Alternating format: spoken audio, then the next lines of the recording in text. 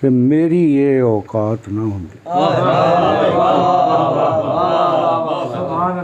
जे बुलियां ते नात ना होंदी, मेरी ये औकात ना होंदी। ना बनदा मदनी दा चाकर, मेरी कोई ज़ात ना होंदी। ना बनदा मदनी दा चाकर, मेरी कोई ज़ात ना होंदी। झोली मेरी खाली रहिंदी, उस दरों खैरात ना होंदी। झोली मेरी खाली रहिंदी जे उस दरों खैरात ना होंदी। जग ते नूर नबी दा चानण, कल भी सी ते अज भी। जग ते नूर नबी दा चानण, कल भी सी ते अज भी है। ना ते नबी दी वक्त, ना ते नबी थी वक्त दी बन ठन, कल भी सी ते अज भी। वाह वाह वाह। ना ते नबी थी वक्त दी बन ठन, कल भी सी ते अज भी है। वाह वाह वाह। सौर दे पत्थर देण गवाही, सच्चे सुच्चे साथियां लई। वाह वाह वाह। सौर दे पत्थर देण गवाही, सच्चे सुच्चे साथियां लई। उन्हां बुलियां ते ला तहज़न, कल भी सी ते अज भी। उन्हां बुलियां ते ला तहज़न, कल भी सी ते अज भी है। मल मल अपने जुर्मां धो लो, जुर्म खताई लिबड़ियो। मल मल अपने जुर्मां धो लो, जुर्म खताई लिबड़ियो। खाके मदीना नूरी साबन, कल भी सी ते अज।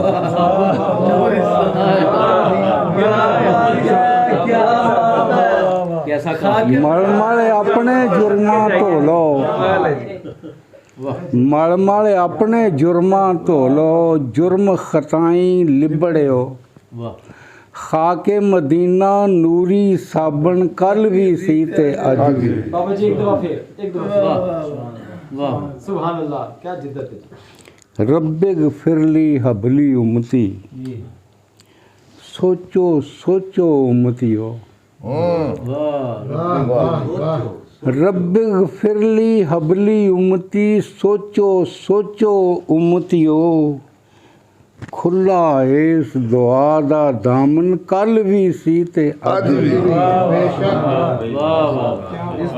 खुला इस दुआ दा दामन, कल भी सी ते अज भी है। महकाया जो फालिया सांदा, ला तक ना तू हरफां ने। वाह। इत्थे लफ्ज़ फुल जी जी। मेरी ज़ुबान साथ नहीं करता, दंद नहीं मूँह च हैगे, करां की।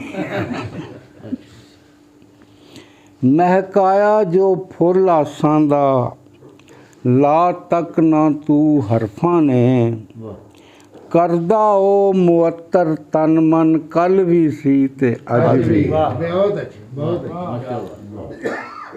वेख वमा यंतिक दी आयत, करदी ये ऐलान पई। वेख वमा यंतिक दी आयत, करदी ये ऐलान पई। पाक नबी दी हर गल रोशन, कल भी सी ते अज भी। पाक नबी दी हर गल रोशन, कल भी सी ते अज भी है।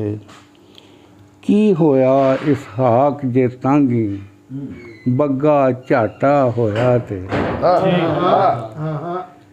की होया इसहाक जे तांगी, बग्गा झाटा होया ते।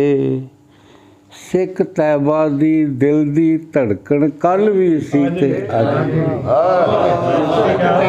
सिख तैबा दी दिल दी धड़कन, कल भी सी ते अज भी है। वाह वाह वाह वाह। जग ते नूर नबी दा चानन, कल भी सी ते अज भी। नूरी साबन वाला दोबारा सुनाया जी।